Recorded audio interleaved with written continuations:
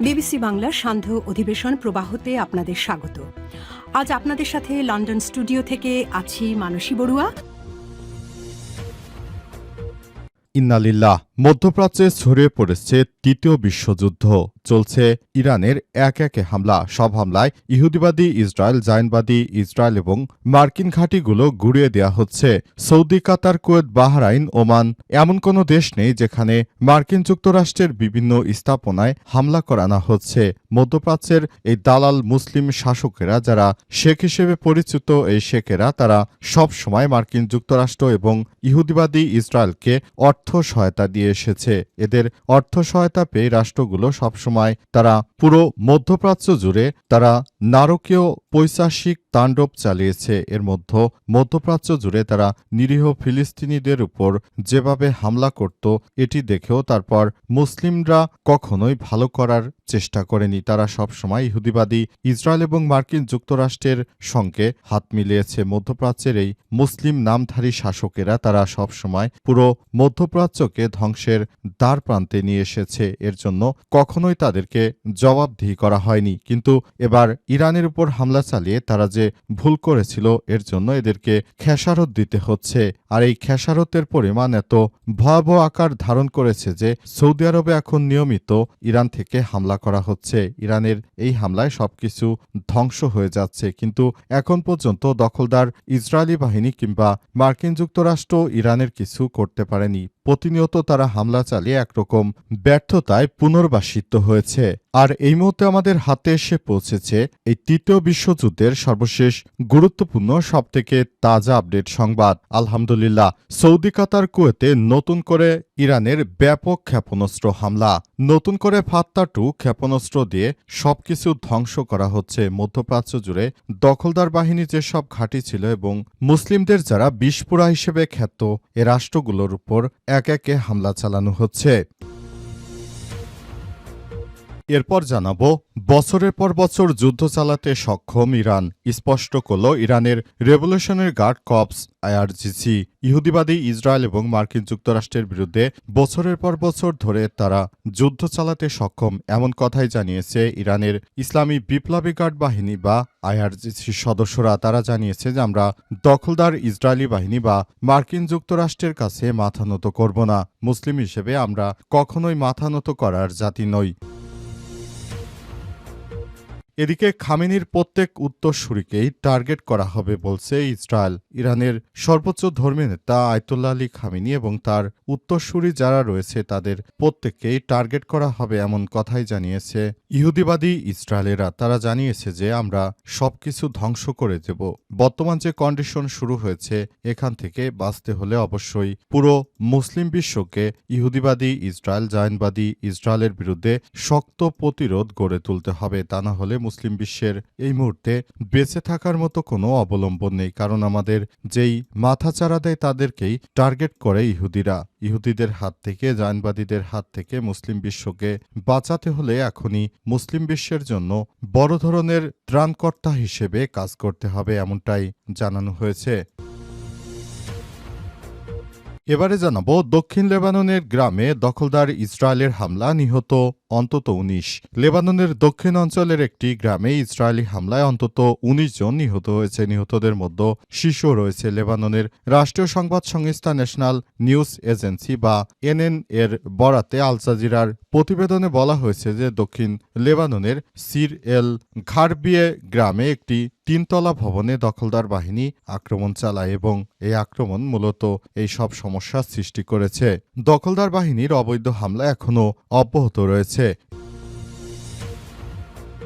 এবং সর্বশেষ জানাবো, বিএনপির ২ গ্রুপের ইফতার মাহফিল ঘিরে ১৪৪ ধারা জারি। ঝিনাইদহের কালীগঞ্জে একই স্থানে বিএনপির ২ গ্রুপের মধ্যে ব্যাপক সংঘর্ষের ঘটনা ঘটছে। এই সংঘর্ষ এখন এতটাই তীব্র আকার ধারণ করেছে যে সেখান থেকে মোটামুটি কথা সবকিছু তছনছ হয়ে যাচ্ছে। এজন্য সেখানে ১৪৪ ধারা জারি করা হয়েছে। প্রিয় দর্শক, এতক্ষণ শুনছিলেন সংবাদ শিরোনাম, এবারে বিস্তারিত। তবে তার আগে বন্ধুরা অনুরোধ থাকবে, এই সংবাদটিতে একটি লাইক দিন। এই চ্যানেলে আপনি নতুন হয়ে থাকলে আমাদের সংবাদটি দেখতে দেখতে চ্যানেলটি সাবস্ক্রাইব করে রাখুন। কমেন্ট করে বন্ধুরা আপনার মূল্যবান মতামত জানিয়ে দিন আপনি বিশ্বের কোন দেশ থেকে বা বাংলাদেশের কোন স্থান থেকে আমাদের সংবাদটি দেখছেন এবং শুনছেন। আর বন্ধুরা, সংবাদটি আপনার সোশ্যাল মিডিয়া ফেসবুকে শেয়ার করে বন্ধুদেরও দেখার সুযোগ করে দিন। গাজা যুদ্ধে আপনি যদি নিরীহ ফিলিস্তিনিদের ভালোবেসে থাকেন, কমেন্টে ইয়েস লিখে পুরো বিশ্বকে জানিয়ে দিন। এবারে বিস্তারিত।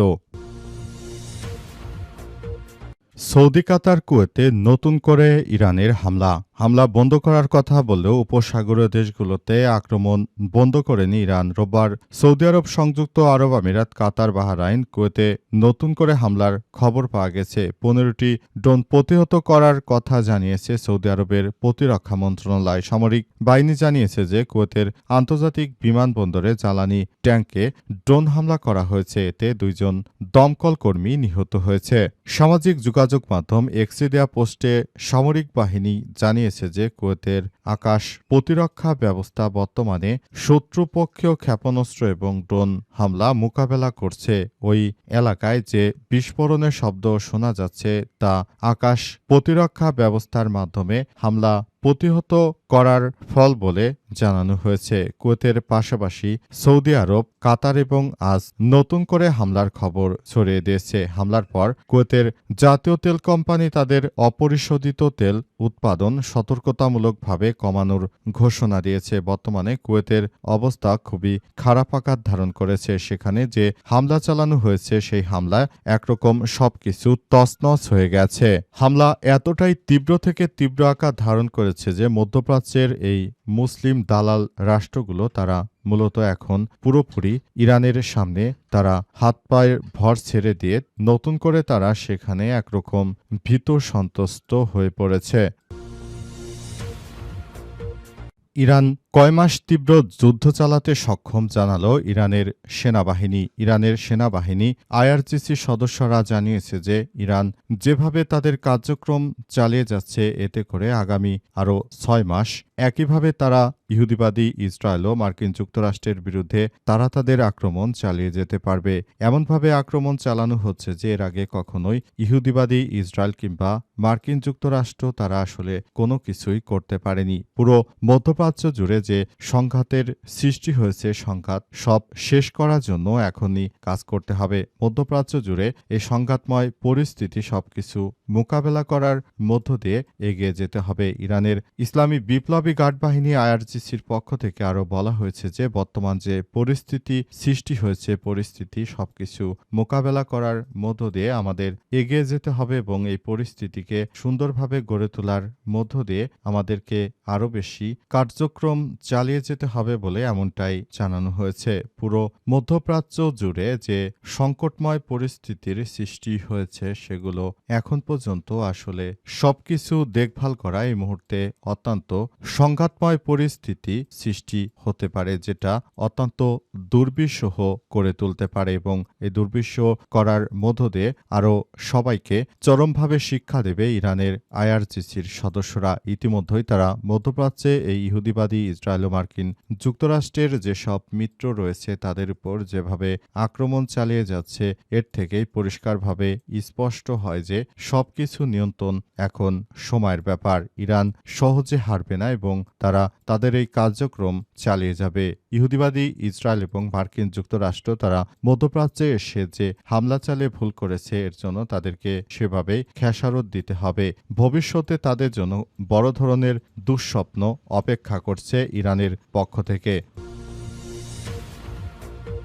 আয়াতুল্লাহ আলী খামেনির উত্তরসূরিকেও টার্গেট করা হবে বলছে ইসরায়েল। ইরানের সর্বোচ্চ ধর্মীয় নেতা আয়াতুল্লাহ আলী খামেনিকে হত্যা করেছে ইহুদিবাদী জায়নবাদী ইসরায়েল। কিন্তু আয়াতুল্লাহ আলী খামেনির যারা সমর্থক রয়েছেন বা আগামীতে যারা আবার ক্ষমতায় আসতে চলেছে তাদের উপরও টার্গেট করা হবে এমন কথাই জানিয়েছে জায়নবাদী ইসরায়েল। ইসরায়েলের কর্মকাণ্ডই হচ্ছে তারা অবৈধভাবে তাদের ক্ষমতাকে দীর্ঘায়িত করার চেষ্টা করছে আর তারা চাইছে যে পুরো মধ্যপ্রাচ্য জুড়ে যে সংঘাত রয়েছে সেই সংঘাত থেকে তারপর মধ্যপ্রাচ্য ধ্বংস করে তারা গ্রেটার ইসরায়েল তৈরি করতে চায়। মুসলিম বিশ্বের মধ্যে একমাত্র ইরানের সর্বোচ্চ ধর্মীয় নেতা তিনি আয়াতুল্লাহ আলী খামেনি ইরানকে সুন্দরভাবে এতদিন ধরে নেতৃত্ব দিয়ে আসছেন। তিনি ইরানকে একটি সমৃদ্ধশালী রাষ্ট্রে পরিণত করেছেন। ইরানের রয়েছে সমৃদ্ধ ইতিহাস। তাদের পুরো মধ্যপ্রাচ্য জুড়ে যে কার্যক্রম রয়েছে সেগুলোকে তারা ব্যাপকভাবে চালিয়ে নিচ্ছে, কিন্তু আসলে এখন দেখা যাচ্ছে যে মধ্যপ্রাচ্য জুড়ে দখলদার বাহিনী যে কার্যক্রম শুরু করেছে এতে তৃতীয় বিশ্বের যুদ্ধেই পৃথিবী যাচ্ছে। তৃতীয় বিশ্বযুদ্ধ যদি বেঁধে যায় এটা অত্যন্ত বড় ধরনের বাংলাদেশের জন্য আরও খারাপ আকার ধারণ করবে। সুতরাং এখনই সময়, এখনই এই যুদ্ধ বন্ধ করার জন্য কার্যকর ভূমিকা নিতে হবে। দক্ষিণ লেবাননের গ্রামে ইসরায়েলি হামলা, নিহত ১৯।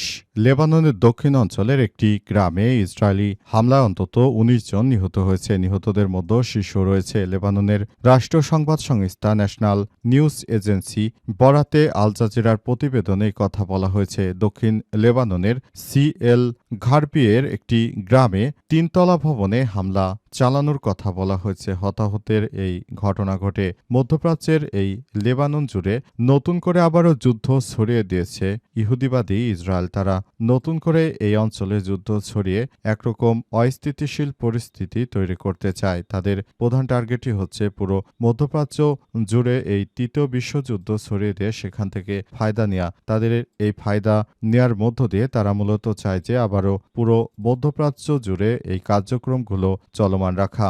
সবাইকে এসব বিষয় নিয়ে সতর্ক বার্তা দেওয়া হয়েছে এবং বলা হয়েছে যে মধ্যপ্রাচ্যের এই ঘটনাগুলো ঘটছে এবং সবকিছু এখনই নিয়ন্ত্রণ করার মধ্য দিয়ে আরও বেশি সতর্কতামূলক অবলম্বন করতে হবে। কেউ যদি মনে করে যে মধ্যপ্রাচ্যে এই যুদ্ধ লাগিয়ে দিয়ে ইহুদিরা ফায়দা নেবে, তাহলে তাদেরকেও মনে রাখতে হবে যে মধ্যপ্রাচ্যে ইরানের মতো শক্তিশালী রাষ্ট্র আছে। তারা এদেরকে সহজে ছাড়বে না। তারা তাদের জীবনের সর্বোচ্চ দিয়ে হলেও মধ্যপ্রাচ্যকে স্থিতিশীল করার জন্য তারা ভূমিকা রাখবে এবং এই ভূমিকা মূলত তারা এখনই রাখতে শুরু করেছে। এখন যে কার্যক্রম ছিল সেগুলো চালিয়ে যাচ্ছে এবং এই কার্যক্রমগুলো চালিয়ে যাওয়ার মধ্য দিয়ে আসলে এখন নতুন করে ইহুদিদের ভাবতে হচ্ছে, বিকল্প ভাবতে হচ্ছে, কারণ তাদের বিভিন্ন সামরিক স্থাপনা ইতিমধ্যেই গুঁড়িয়ে দেওয়া হয়েছে।